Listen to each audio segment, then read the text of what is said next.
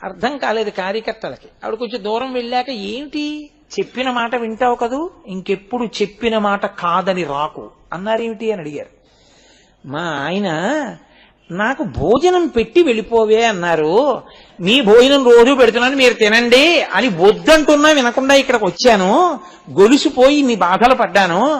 భర్త మాట అతిక్రమించి తీర్థం తీసుకోవడం అది కాదు, భర్త మాట ఔదుల దాల్చడం నేర్చుకో, కాదని రాకు అని నాకు పాఠం చెప్పారండి ఆవిడ.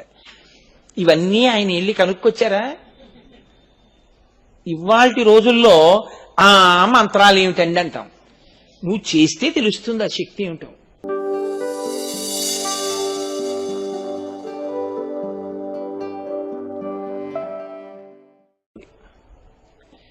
కలియుగంలో రాక్షసులకు మనుష్యులకు ఉపాధి భేదము ఉండదు. మనుష్యుడు రాక్షసుడు ఒక ఉపాధితోనే ఉంటారు. వాడు పరమ రాక్షసుడు మీ పక్కనే కూర్చుంటాడు, మీకు తెలియదు వాడు మనుష్యుడని మీరు అనుకుంటారు. రాక్షసత్వం ఉంటుంది వాళ్ళు. అవన్నీ నేను ఎందుకు వర్ణించాలి, మీరు పేపర్లలో చదవట్లా? వాళ్ళందరూ సమాజంలో తిరుగుతున్న వాళ్ళు కాదా? చదువుకోవడానికి కాలేజీకి వెళ్ళే పిల్లాళ్ళ కాలేజీకి వెళ్ళిన వాడు కాడా వాడు? సమాజంలో చిన్న చిన్న పిల్లలకి చాక్లెట్లు ఇచ్చి నమ్మించి ఏదో ఒక మేనమామ ప్రవర్తించినట్టుగా ప్రవర్తించి దారుణాలు చేసేవాడు కాడావాడు? వాడు ఒక పూతనలా. పూతనకి ఆ రోజుల్లో కోరుకుంటే మార్పు వచ్చింది. కలియుగంలో ఏమిటో తెలుసా అండి, రాక్షసులు మనుష్య ఉపాధితో తిరుగుతారు. అందుకే మనుష్యుడికి రాక్షసునికి భేదం మీరు పట్టుకోలేరు. ఈ పట్టుకోలేని స్థితిలో లోకాన్ని ఉద్ధరించి ఇప్పుడు రాక్షసుల్ని చంపడం ఎవరికీ సాధ్యమయ్యే విషయం కాదు. వాళ్ళందరూ ఒక చోట దొరకరు. పూర్వం అంటే తెలియక లంకకి చేరిపోయారు, లంక కడితే అందరూ పోయారు. అలా ఉండదు. ఇప్పుడు మనుష్యుల మధ్యలో చేరిపోయి ఉంటారు పుణ్యాత్ములతో పాటు వాళ్ళు కూడా. కాబట్టి ఇప్పుడు ఇంతమందిని వెతికి చంపడం కన్నా అది ఈశ్వరుడికి పెద్ద విశేషం ఏం కాదు. ఆఖరణ కల్కి అవతారం వచ్చినప్పుడు జరిగేది అదే, భంగధర వ్యాధి పుట్టిపోతారు అందరూ. కాబట్టి కానీ పరమేశ్వరుడు చేసేటటువంటి పెద్ద ప్రయత్నం ఏమిటో తెలుసా అండి, ఆయన జగద్గురువుగా వస్తాడు. కలియుగంలో ఉన్న మేలు ఏమిటంటే కలిపురుషుడు మనస్సు నిలబెట్టనివ్వడు. కాబట్టి కించిత్ ప్రయత్నం చేసి మీరు మనసు ధ్యానంలో నిలబెట్టినా, ఈశ్వరనామము చెప్పినా మీరు అశ్వమేధాది యాగములు చేసిన ఫలితం మీకు వేసేస్తారు. అందుకే కలియుగంలో అశ్వమేధయాగం లేదు. కలియుగంలో ఎవరైనా అశ్వమేధయాగం చేస్తాను అంటే అది అవైదికమైన సంకల్పము. కలియుగంలో లేదు అసలు అశ్వమేధయాగం. కలియుగంలో అశ్వమేధయాగం చేసిన ఫలితం దేనికి ఇస్తారో తెలుసా అండి? దిక్కులేని ప్రేతాన్ని మీరు అంత్యేష్టి సంస్కారం చేస్తే, ఒక దిక్కులేని శవం పడిపోయింది, దాన్ని తీసుకెళ్లి కాల్చేశారనుకోండి, అంతే, వాడు అశ్వమేధయాగం చేశాడు అని ఫలితం వేసేస్తారు. ఎందుకంత తేలిక చేసేశారో తెలుసా? అసలు కలియుగంలో ఆపాటి మంచి చేసేవాడు కూడా ఉండని రోజులు వచ్చేస్తాయిరా. కలి విజృంభణం అలా ఉంటుంది. అసలు నామమే చెప్పనివాడు. భగవన్నామ వ్యతిరేకమైనటువంటి సభలే కానీ భగవన్నామము చెప్పుకునే సభలు ఉండవు. అందుకని కదా రోజు మనం భగవన్నామం చెప్పుకుంటున్నాం. నేను మొదటి రోజు మీకు మనవి చేశా, దేవాలయంలో భగవన్నామం చెప్పడం అంత తేలిక కాదు. ఇప్పుడు తెలియదు దీని ఫలితం. విత్తనాలు వేసిన వాడు కాయలు కోసుకున్నప్పుడు తెలిసినట్టు గుళ్ళో కూర్చుని మీరు చెప్పిన నామ ఫలితం ఏమిటో ఇది అనుభవంలోకి వచ్చిన నాడు అయ్య బాబోయ్ ఆ రోజుల్లో నామం చెప్పుకోవడం ఎంత మంచిదైందిరా అనుకుంటాం. కాబట్టి ఆ నామమునకు తప్పకుండా ఉండండి అని నేను చెప్పడానికి కారణం అదే. లేకపోతే ఎందుకు చదవడం? నా ప్రసంగం నేను చేసుకెళ్ళిపోతే సరిపోదా? కాదు, అందరూ ఉద్ధరణ పొందడానికి అది అవకాశం. కలియుగంలో ఈశ్వరుడు జగద్గురువు రూపంలో తిరుగుతాడు. అందుకే శంభోర్మూర్తిశ్చరతి భువనే శంకరాచార్య రూప. ఆయన మొట్టమొదటి గురువు లోకంలో శాస్త్రములను భాషింపచేసినవాడు, వేదములు అందించినవాడు, వేద ప్రమాణమును నిలబెట్టినవాడు, మోక్షము అన్న మాట యొక్క యథార్థ స్వరూపమును ఆవిష్కరించినవాడు పరమేశ్వరుడే. అందుకే ఆయన దక్షిణామూర్తిగా కూర్చున్నాడు. దక్షిణామూర్తిగా కూర్చుంటే అందరికీ అర్థం కాదు. ఎందుకని? మౌనవ్యాఖ్య ప్రకటిత పరబ్రహ్మతత్వం జుమానం వర్షిష్టాంతే వసదృశగణైరవృతం బ్రహ్మనిష్టై ఆచార్యేంద్రం కరకలిత చిన్ముద్రమానంద రూపం స్వాత్మారామం ముదితవదనం దక్షిణామూర్తి మీడే. ఆయన నోటితో ఏం చెప్పలా, ఇలా అన్నాడు. అర్థమైంది సనక సనందనాథులకి. కానీ కలియుగంలో అలా కుదరదు. మౌనంగా చెప్తేనే అర్థం కాని రోజులు, ఇంకా మౌనంగా చెప్తే ఏమర్థం అవుతుంది? పైగా గురువుగారు ఎక్కడో పూర్వం అంటే చిత్రం మటతరోర్మూలే వృద్ధా శిష్యా గురుర్యువా గురోస్తు మౌనం వ్యాఖ్యానం శిష్యాస్తు చిన్నతంతయా. ఆయన వటవృక్షం కింద కూర్చుంటే శిష్యులు వెళ్ళారు. ఇప్పుడు కలియుగంలో గురువు గారి దగ్గరికి వెళ్ళాడు, గురువు గారే జరగాలి. కాబట్టి శంభోర్మూర్తి స్థిరతి భువనే శంకరాచార్య రూప ఔదార్యంతో ఆయన మెట్టు కిందకొచ్చి ఆయనే ఆసేతు హిమాచల పర్యంతము పాదయాత్ర చేశారు. ఆ చేయడం కూడా ఎలాగా? బ్రహ్మచారిగా ఉన్నారనుకోండి, గురువుగారి మాట కట్టుబడాలి. వెళ్ళి భిక్షాన్నం తీసుకొస్తూ ఉండాలి, పాఠం చదువుకోవాలి తప్ప గురువు గారి అనుమతి లేకుండా ఎక్కడికి వెళ్ళకూడదు. గృహస్థుగా ఉన్నారనుకోండి, భార్యా బిడ్డల్ని పోషించుకుంటూ ఉండాలి, ఒక చోట ఉంటుండాలి, దానం పట్టుకుంటూ ఉండాలి, దాచుకుంటూ ఉండాలి, జాగ్రత్తగా మసులుకుంటూ ఉండాలి, వచ్చిన వాళ్ళకి అన్నం పెడుతూ ఉండాలి. వానప్రస్తుగా ఉన్నారనుకోండి, అన్ని విడిచిపెట్టి అరణ్యంలోకి వెళ్ళి తపస్సు చేయాలి. సన్యాసిగా ఉన్నారనుకోండి, ఉన్న చోట ఉండకుండా దేశమంతా తిరుగుతూ ఉండాలి.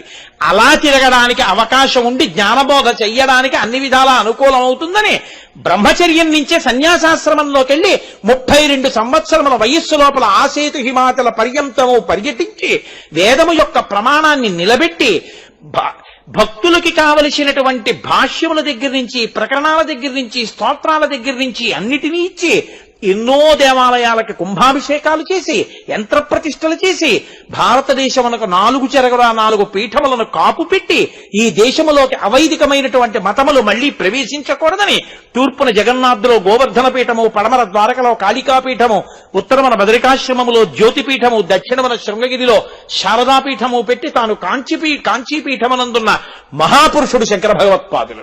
కాబట్టి సదాశివతమారంభాం శంకరాచార్య మధ్యమాం అస్మదాచార్య పర్యంతాం వందే గురు పరంపరాం. ఆయన ప్రపంచమంతా తిరగలేదు. ఆయన ఇక్కడ కూర్చుని ఏం చెప్పారో దాన్ని ప్రపంచమంతా అందుకుని ఒరే ఆయన రా సత్యం చెప్పినవాడు మహానుభావుడు, శంకరులు ఏ అద్వైతం చెప్పారో అదే సత్యం అని ప్రపంచమంతా 2 చేతులెత్తి శంకరుని వంటి మహాపురుషుడు లేడు అని నమస్కారం చేస్తోంది తప్ప ఆయన వెళ్ళలేదు అన్ని దేశాలు. ఆయన ఇక్కడే ఉన్నారంతే. ఏది కర్మ చెయ్యడానికి యోగ్యమైన ప్రదేశమో అక్కడే ఉండిపోయారు శంకర భగవత్పాదులు. అలా ఆ జగద్గురువు అంటే తన కదలిక చేత, తన మాట చేత లోకమునంతటినీ కూడా దిద్దగలిగినటువంటి శక్తి కలిగిన మహాపురుషుడిగా పరమేశ్వరుడే మళ్లీ మళ్లీ ఆవిర్భవిస్తూ ఉంటాడు జగద్గురువుగా కూర్చోవడానికి వీలుగా. అందుకే మీకు ఆశ్చర్యం ఏమిటో తెలుసా అండి? ఒక్కొక్క మహాపురుషుడి జీవితం చదివితే మీరు ఆశ్చర్యపోతారు. కాశీపట్టణానికి కాలినడకన చిన్నతనంలో 2 మాటలు పాదయాత్ర చేసి వచ్చారు ఉగ్ర నరసింహ భారతీ స్వామి వారు. శృంగగిరి పీఠాధిపత్యం వహించారు. ఆయన తపస్సు చేసి అష్టసిద్ధులు వచ్చేసాయి ఆయనకి. ఆయన ఒక స్థితిలో ఆయనకి చెవుడు వచ్చింది. ఆయన అనేవారు, ఒకరు చెప్పింది నా చెవిలోకి వెళ్ళదు, నేను చెప్పిందే మీరు వినాలనేవారు. ఎందుకంటే కొద్దిగా చెవుడు వచ్చిందని చెప్పేవారు కాదు. ఆయన అనేవారు, చండీశ్వరానుగ్రహ ప్రసాదలబ్ధుణ్ణి నేను, నాకు చండీశ్వరానుగ్రహం ఉందనేవారు. ఎందుకంటే చండీశ్వరుడు ఎప్పుడు ఇలా కూర్చుంటాడు ధ్యాన నిష్టలో. మనం చెవిటి చండీశ్వరుడు అంటుంటాం కదండి. అందుకని నాకు చండీశ్వరానుగ్రహం ఉంది, నాది నాకు వినపడుతుంది కానీ ఇంకోళ్ళది నాకు వినపడదనేవారు. ఆయన ఒక స్థాయి దాటిపోయిన తర్వాత రోజుకో కాకరకాయ మాత్రమే తినేవారు. కాకరకాయ స్వామి అనేవారు ఆయన. ఆయన అష్టసిద్ధులు ఆయనకి వశమైపోయాయి. అటువంటి మహాపురుషుడు ఒకసారి ఆయన మధురై వెళ్ళారు. మీనాక్షి అమ్మవారి గుళ్ళోకి వచ్చి పూజ చేస్తా అన్నారు.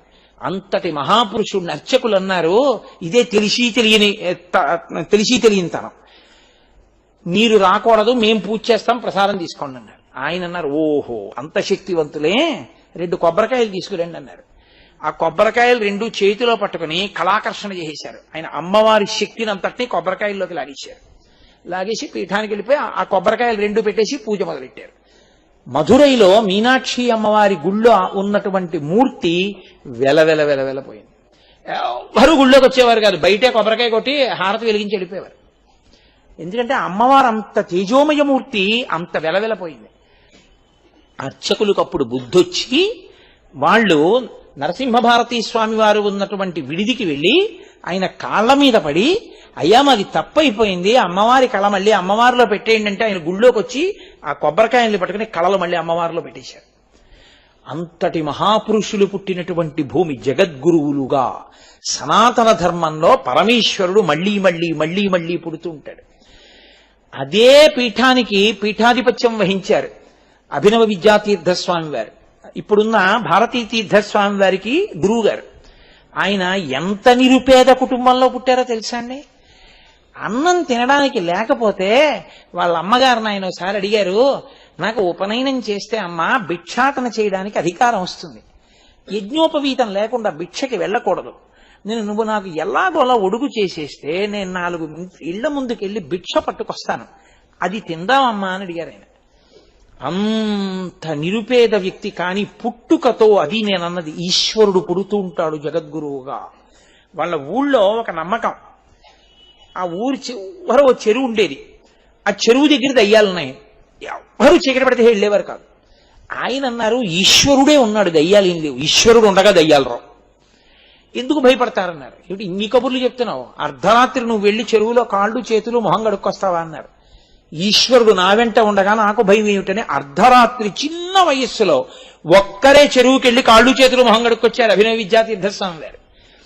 ఆయన్ని శృంగేరి తీసుకెళ్లి సదాశివ నరసింహ భారతీ స్వామి వారు దగ్గర పెట్టుకుని ఆయనకి విద్యాబోధ చేయిస్తూ గురుకులంలో ఉన్న పిల్లలందరికీ అన్నం సరిగ్గా వండుతున్నారా లేదా అని అడిగారు. అడిగితే అందరూ బాగున్నాయి బాగున్నాయి అనేవారు. ఈయనేం అనలేదు. నువ్వేం చెప్పవే అన్నారు. మాకు బోధ బాగా జరుగుతోంది, శాస్త్రాలు బాగా చెప్తున్నారు, ఇక్కడ ఏది పెట్టినా అది జగద్గురువుల ప్రసాదం, జగద్గురు ప్రసాదాన్ని రుచి కోసం తిననుగా, అందుకని నేను చెప్పలేదన్నారు. అంతటి మహానుభావుడైన కారణజన్ముడై ఆయన శృంగగిరి పీఠాధిపత్యం వహించారు.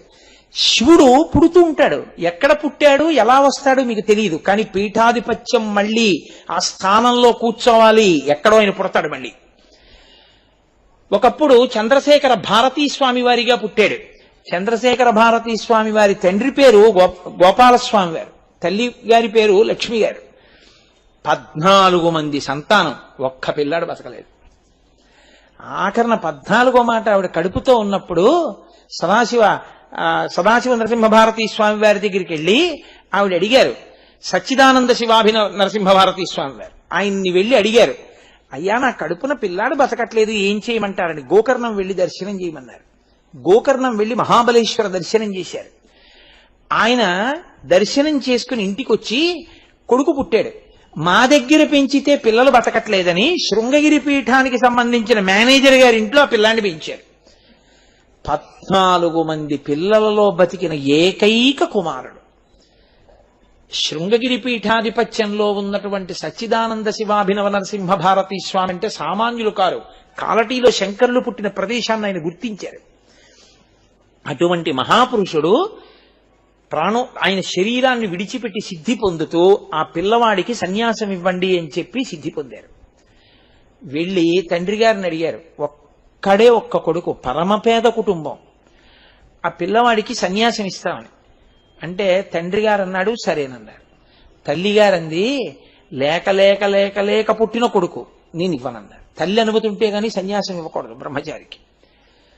అంటే ఆయన అన్నారు, ఏమి నీకు ఇష్టమై ఇచ్చావా 13 మందిని యమధర్మరాజు గారికి?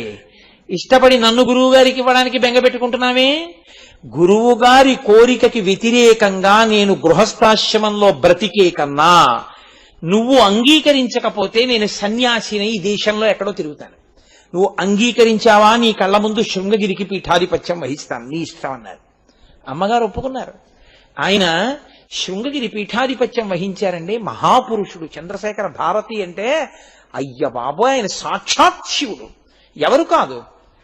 ఆయన ఇలా కూర్చుంటే చంద్రమౌళీశ్వరారాధన చేసి తీర్థం ఇస్తూ ఉంటే ఒక ఆవిడ ఏడుస్తూ వచ్చింది. ఆ లైన్లో నిలబెట్టే వాళ్ళు అన్నారు, ఎందుకమ్మా ఏడుస్తున్నావు అన్నారు. అంటే అయ్యా నా కూతురు మెళ్ళలో వేసిన గొలుసు ఎవరో ఎత్తుకుపోయారు అంది. సరే ఏడవకు పోన్లే, తీర్థం తీసుకుని వెళ్ళిపో అన్నారు. ఆవిడ క్యూలో దగ్గరికి వచ్చింది, తీర్థం ఇస్తున్నారు చంద్రశేఖర భారతీ స్వామి. ఆయన అన్నారు, ఇవ్వను, అక్కడి నుంచో అన్నారు. ఆవిడ మరీ ఏడ్చింది, నాకు ఉన్న గొలుసు పోగా తీర్థం కూడా ఇవ్వలేదని. క్యూ నడుస్తోంది. అలా అలా అలా అలా ఒక వృద్ధురాలు వచ్చింది. చంద్రశేఖర భారతి ఇలా ఉద్ధరిని పట్టుకుని ఆ చెయ్యి వంక చూసి ఆయన అన్నారు, ఇచ్చేసేయి అన్నారు. ఏమిటి ఇచ్చేసేయనంది ఆవిడ. ఏది తీశావో అది ఇచ్చేసేయి. నేనేం తీలేదండి, చేసుకున్న పాపాలు చాలు, ఇంకా మూట కట్టుకోకు అన్నాడు. వెంటనే గమనించి కార్యకర్తలు పక్కకి తీసుకెళ్లి అడిగారు, నేనే దొంగిలించానా పిల్ల మెళ్ళో గొలుసుని ఇచ్చేసి. ఆ గొలుసు తీసుకుని అప్పుడు పిలిచి ఆ పిల్లకి గొలుసు తీర్థం కూడా ఇచ్చన్నారు. ఇంకెప్పుడూ ధర్మాతిక్రమణం చేయకు, చెప్పిన మాట వింటావు కదూ అన్నారు. బుద్ధొచ్చింది, వింటానంది. వెళ్ళిరా అన్నారు. అర్థం కాలేదు కార్యకర్తలకి. ఆవిడ కొంచెం దూరం వెళ్ళాక, ఏమిటి చెప్పిన మాట వింటావు కదూ, ఇంకెప్పుడు చెప్పిన మాట కాదని రాకు అన్నారేమిటి అని అడిగారు. మా ఆయన నాకు భోజనం పెట్టి వెళ్ళిపోవే అన్నారు. మీ భోజనం రోజు పెడుతున్నాను, మీరు తినండి అని వద్దంటున్నా వినకుండా ఇక్కడికి వచ్చాను. గొలుసుపోయి నీ బాధలు పడ్డాను. భర్త మాట అతిక్రమించి తీర్థం తీసుకోవడం అది కాదు, భర్త మాట ఔదుల దాల్చడం నేర్చుకో, కాదని రాకు అని నాకు పాఠం చెప్పారండి ఆవిడ. ఇవన్నీ ఆయన వెళ్ళి కనుక్కొచ్చారా? ఇవాల్టి రోజుల్లో ఆ మంత్రాలు ఏమిటండి అంటాం. నువ్వు చేస్తే తెలుస్తుంది ఆ శక్తి ఏమిటో. ఒక ఆయన కోర్టులో పనిచేసేవాడు చంద్రశేఖర భారతీ స్వామి వారి రోజుల్లో. ఆయన వాచాలత్వం పాపం చాలా బాగా పనిచేస్తాడు. కానీ ఆఫీసర్ గారి దగ్గరికి వెళ్ళి ఆ ఫైల్ పెట్టి ఏదో పనికిమాలిన మాట అంటుండేవాడు. ఆయన కక్ష పెట్టుకుని సస్పెండ్ చేసి పారేశాడు. ఆయన ఇంటికి వచ్చి అన్నాడు, నా నాలుక మీద శనీశ్వరుడు ఉన్నాడే, నాకు ఇంతేను, నేను ఎంత పని చేసినా నాకు రేణింపుకు రాదన్నాడు. ఆవిడంది, ఇక్కడే దగ్గరలో చంద్రశేఖర భారతీ స్వామి వారు విడిది చేసి ఉన్నారు, మీరు వెళ్ళి ఒకసారి కలవకూడదా అంది. అంటే ఆయన వెళ్ళి అడిగాడు చంద్రశేఖర భారతీ స్వామి వారిని, నా నాలుక మీద శనీశ్వరుడు ఉన్నాడు, ఎలా నాకేదీ కలిసి రావట్లేదు. ఆయన అన్నారు, నేను మంత్రం చెప్తాను చేస్తావా అన్నారు. చేస్తానన్నారు. 15 రోజులు ఎలాగో సస్పెండ్ చేశారుగా, ఆఫీసు లేదుగా, ఇంట్లో కూర్చుని చెయ్యి అని మంత్రం ఇచ్చారు. అతను 15 రోజులు మంత్రం చేశాడు. 15వ రోజున ఏమైందో తెలుసా అండి? ఇతను ఏ మున్సిపల్ కోర్టులో పనిచేస్తాడో ఆ కోర్టుని ఇన్స్పెక్ట్ చేయడానికి డిస్ట్రిక్ట్ జడ్జి వచ్చారు. వచ్చి ఆయన ఇతను వ్రాసిన ఫైల్స్ చూసి, ఇంత బాగా రాశాడు, ఎవరితను పిలవండి అన్నాడు. వాడిని మీరే సస్పెండ్ చేశారండి, ఈ మధ్య మేము కంప్లైంట్ రాస్తే వాడికి వాచాలత్వం ఎక్కువ, ఏదో ఒకటి మాట్లాడతాడన్నారు. మాట్లాడితే ఏమయ్యా, ఎంత అద్భుతంగా రాశాడు ఈ ఫైల్స్, వాడికి ఇప్పుడే ప్రమోషన్ ఇచ్చేస్తున్నాను, వాడిని నా కోర్టుకి వేసేసుకుంటున్నానని ప్రమోషను ట్రాన్స్ఫర్ ఇచ్చాడు. 15వ రోజు మంత్రజపం పూర్తయింది, అతనికి ప్రమోషన్ ఆర్డర్, ట్రాన్స్ఫర్ ఆర్డర్ కూడా వచ్చి ఇతని పట్టుకుని చంద్రశేఖర భారతీ స్వామి వారి దగ్గరికి వెళ్ళాడు. స్వామి మంత్రం ఫలించింది, నాకు డిస్ట్రిక్ట్ కోర్టుకి వేశారు, ఇక నేను మానేయచ్చా అన్నాడు. నీ నాలుక మీద శనీశ్వరుడు పోయాడా అన్నారు. అనుమానమేను సుమండి అన్నాడు. అయితే జపం చేస్తూ ఉండన్నాడు. అతని జీవితంలో ఎంత వృద్ధిలోకి వచ్చాడు. మహానుభావులు మన దేశంలో మంత్ర ప్రభావం అంటే ఏమిటో, ఈశ్వరుణ్ణి ఆరాధించిన వాళ్ళ శక్తి ఏమిటో చూపించారు వాళ్ళు. ఆయన పూజ చేస్తూ చేస్తూ సమాధిలోకి వెళ్ళిపోయేవారు. అటువంటి మహాపురుషుడు ఇలా నడిచి వెళ్ళిపోతూ ఎవరినో చూసి, ఏమి సుబ్రహ్మణ్యమా అన్నారు. రోజున అందరు అనుకున్నారు అతని పేరు అనుకున్నారు. అతనన్నాడు, అవును అన్నాడు. బాగా చెయ్యి అని వెళ్ళిపోయారు. అతన్ని వెళ్ళి అడిగారు, మీ పేరు సుబ్రహ్మణ్యమా అని. కాదు, నేను సుబ్రహ్మణ్యారాధకుణ్ణి. ఆయన అందుకని సుబ్రహ్మణ్యమా అని అడిగారన్నారు. ఆయనకి తెలియనిదేం లేదు. ఆయన ఎక్కడ ఏం జరుగుతోందో తెలుసుకున్నారు. తన దగ్గరికి వస్తే, ఈ పేరు కదూ, ఈ ఊరు నుంచి వచ్చావు, ఇది చేస్తూ ఉంటావు, నీ మనఃప్రవృత్తిది అని చెప్పేవారు.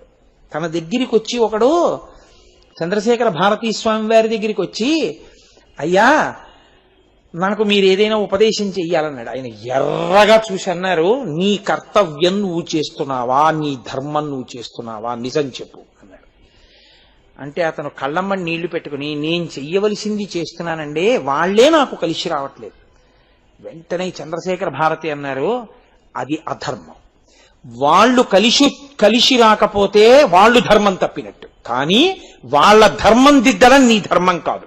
నీ ధర్మం వాళ్ళని చూడడం, వాళ్ళని సరిగ్గా చూసి నువ్వు రా, అప్పుడు ఇస్తాను, వెళ్ళు అన్నారు. ఎవ్వరికీ అర్థం కాలేదు ఆ సంభాషణ.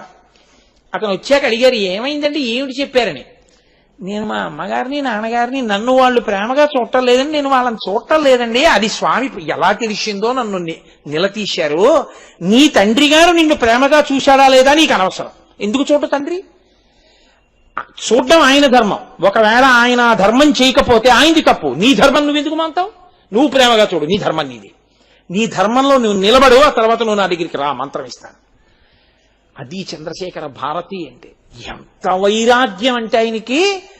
ఆయన ఉన్మాదంలో శ్లోకాలు చెప్పినవి ఆయనకి గుర్తుండేవి కావు. ఆయన శిష్యులు రాసుకుని చెప్పేవారు. మళ్ళీ ఆయన కాలభైరవుడు గుడి దగ్గర నిల్చుని ఈ ఒంటిని కొట్టేసుకునేవారు. అంత వైరాగ్యం. ఆయన వైరాగ్యంలో శ్లోకం చెప్తూ ఈ శరీరాన్ని కుక్కలు ఈడ్చుకుని వెడతాయని శ్లోకాలు చెప్తుంటే నిజంగా ఓ శవాన్ని ఈడ్చుకొచ్చింది కుక్క.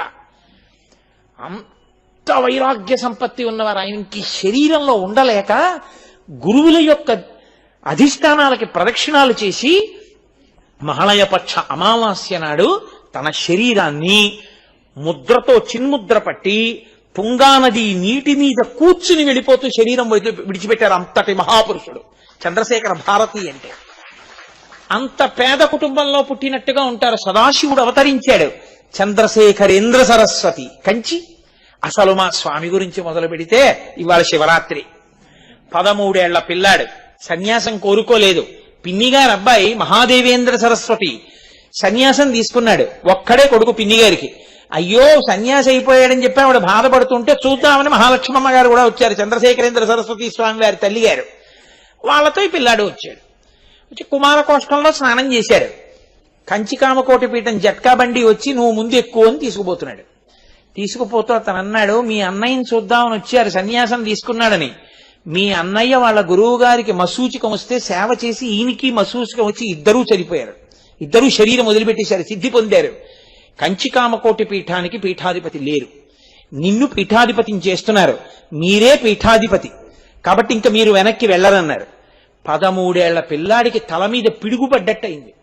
అతను జట్కా బండిలో పరమాచార్య వ్రాసుకున్నారు. 13 ఏళ్ల పిల్లాడు అమ్మ పెట్టిన చద్దెన్నం గుర్తొచ్చి నాకు సన్యాసం ఏమిటి, నాకు పీఠాధిపత్యం ఏమిటి, నేను చంద్రమౌళీశ్వరారాధన ఏమిటి అని బెంగ పెట్టుకుని బండిలో బోర్లా పడుకుని రామా రామా రామా రామా అని ఏడుస్తూ కలవై వెళ్ళారు. ఇప్పటికీ ఆయన సన్యాసం తీసుకున్న రాయి ఉంది. ఆ రాతి మీద నిలబడి స్నానం చేయించి యజ్ఞోపవీతం తీసేసి శిఖ తీసేసి సన్యాసం ఇచ్చేశారు. ఇద్దరు గురువులకి మహానుభావుడు ఆ శరీరం పడిపోయిన తరువాత జరగవలసిన కార్యాన్ని జరిపించి ఆ కలవైలోనే పాక వేసు కూర్చుని తపస్సు చేశారు. 13వ ఏట సన్యసించిన వారు 87 సంవత్సరములు చాతుర్మాస్యం చేశారు. శంకర భగవత్పాదులలాగే ఆసేతు హిమాచల పర్యంతం పాదచారి అయి తిరిగారు. ఆఖరికి ఆయన రామేశ్వరం వెడుతుంటే సముద్రం మించి వెళ్ళవలసి వచ్చింది.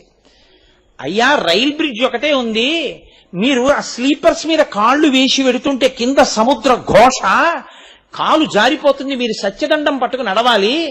ఆ రోజుల్లో లోకోమోటివ్ ఇంజిన్స్, ఆ నూనె అంతా పడుతుంది, వద్దు రైలు ఎక్కండి అంటే సన్యాసి వాహనం ఎక్కకూడదు, నేను ఎక్కనన్నారు. ఎక్కనని సత్యదండం పట్టుకుని ఆ సముద్ర ఘోషలో బ్రిటిష్ గవర్నమెంట్ ఆ రోజుల్లో రైళ్లు ఆపిందండి. ఆయన స్లీపర్స్ మీద కాళ్ళేస్తూ రామేశ్వరం వెళ్లి అభిషేకం చేసి వచ్చారు. అంతటి మహానుభావుడు, అంతటి ధార్మిక నిష్ట. ఆయన 95వ సంవత్సరం వయస్సులో చెన్నై నుంచి ఆయన నడిచి వెళ్ళవలసి వస్తే ఇక శరీరం అంత నడవడానికి అనుమతించకపోతే సన్యాసి వాహనం ఎక్కకూడదని ముందు గుర్రబండి వెడుతుంటే ఆ గుర్రబండిని చేత్తో పట్టుకుని ఆయన నడిచి వెడుతుంటే పెరియవర్లు వస్తున్నారని తమిళ దేశంలో అట్నుంచి వచ్చే బస్సులన్నీ రోడ్డుకి 2 పక్కల స్వచ్ఛందంగా ఆగిపోయేవి. అన్ని వాహనాలు ఆగిపోయి ఆయన జట్కా బండి పట్టుకుని నడిచి వెళ్ళిపోతుంటే అందరూ చెప్పులిప్పేసి రోడ్డుకి 2 పక్కల సాగిల పడిపోయి ప్రణిపాతం చేస్తుండగా ఆయన గుర్రబండి పట్టుకుని నడిచి వెళ్ళారు తప్ప జీవితంలో వాహనం ఎక్కలేదు.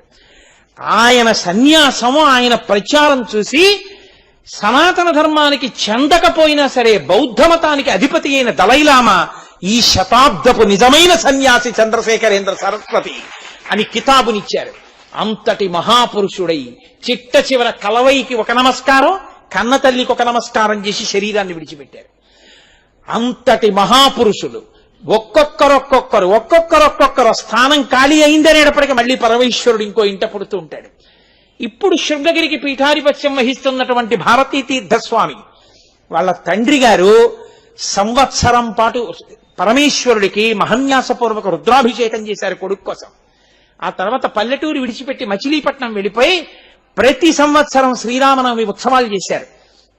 ఆయన భార్య గారు అనంత లక్ష్మమ్మ గారని నాకు జ్ఞాపకం. అనంత లక్ష్మమ్మ గారు ఆంజనేయ స్వామికి మొక్కుకున్నారు.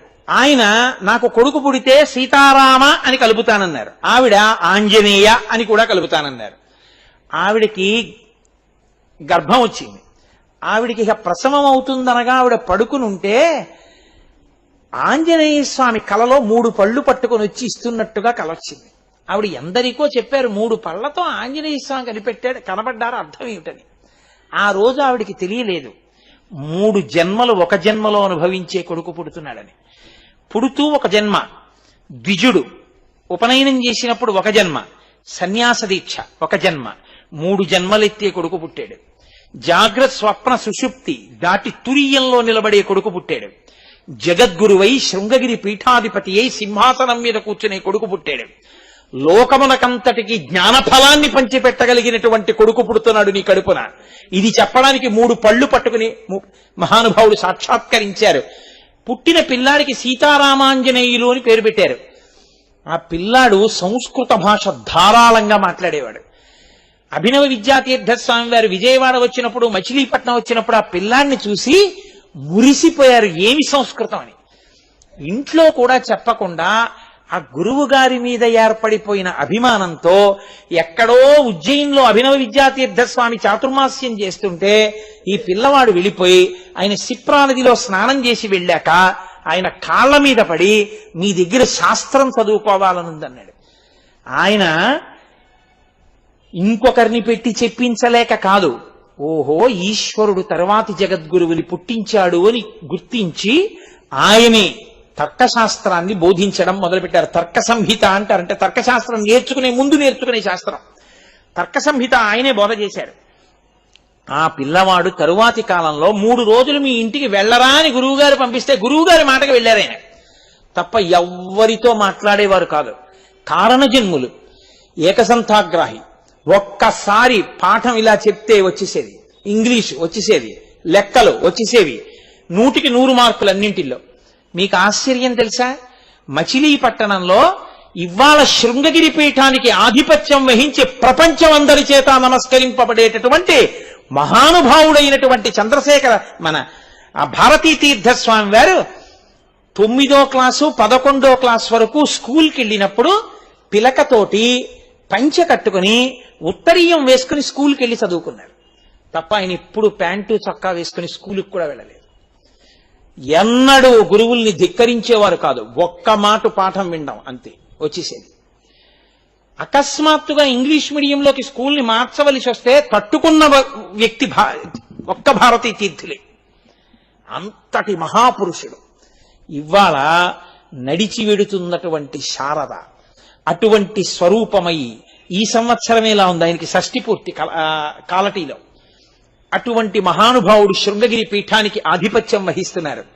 కంచికామకోటి పీఠాధిపతులుగా పీఠాధిపత్యం వహించిన చంద్రశేఖర భారతి, చంద్రశేఖరేంద్ర సరస్వతి అసాధారణ ప్రతిభాశాలి. అసలు ఆయన ఎక్కడ కూర్చుని ఎక్కడదైనా చెప్పగలిగేవారు. ఆయనకి తెలియని విషయం లేదు. ఆయన సనాతన ధర్మ ప్రచారం చేసినట్టు ఈ మధ్య కాలంలో ప్రచారం చేసిన పీఠాధిపతి లేరు. అంతటి మహాపురుషుడు. శతాయుష్కులై 100 సంవత్సరములు శరీరంలో ఉన్నారు. అటువంటి మహానుభావులు పరమశివుడు అక్కడ స్థానం ఖాళీ అవుతుంది అనేటప్పటికీ అంతే, ఆయన మళ్ళీ ఎక్కడో తాను ఒక పిల్లవాడిగా పుట్టేస్తాడు.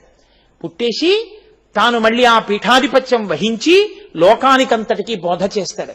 నిజంగా బ్రహ్మచర్యం నుంచి సన్యాసాశ్రమానికి వెళ్ళిన వాళ్ళ నియమాలు, వాళ్ళ కట్టుబాట్లు, వాళ్ళు ఇంకా పూజ చేస్తున్నారు కాబట్టి పడుతున్నాయి ఈపాటి వర్షాలు.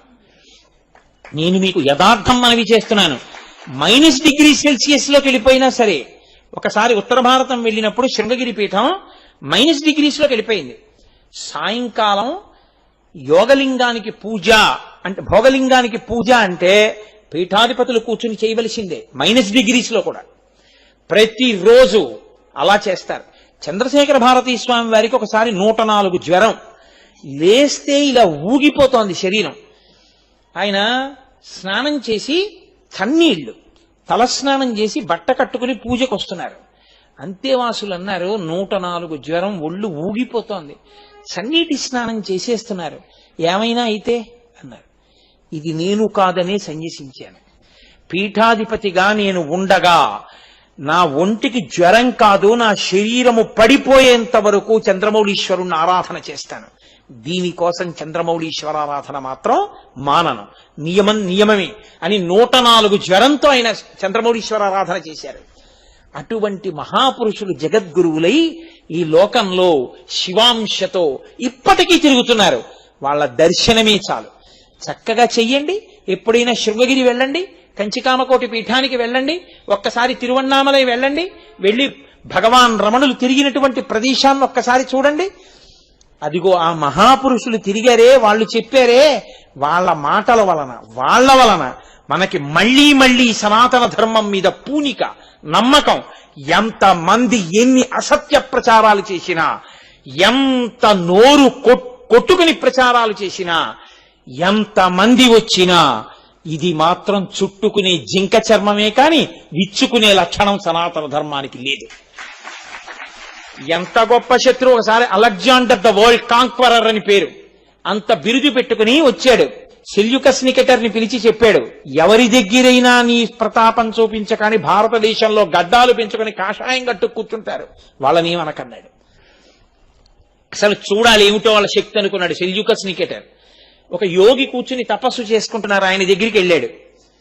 వెళ్ళి, I'm Seleucus Nicator, the chief of armed forces of Alexander the great, the world conqueror, విశ్వ విజేత అలెగ్జాండర్ యొక్క సర్వసైన్యాధిపతి సెల్యూకస్ నికేటర్ నీ ముందు నించున్నాడు అన్నాడు.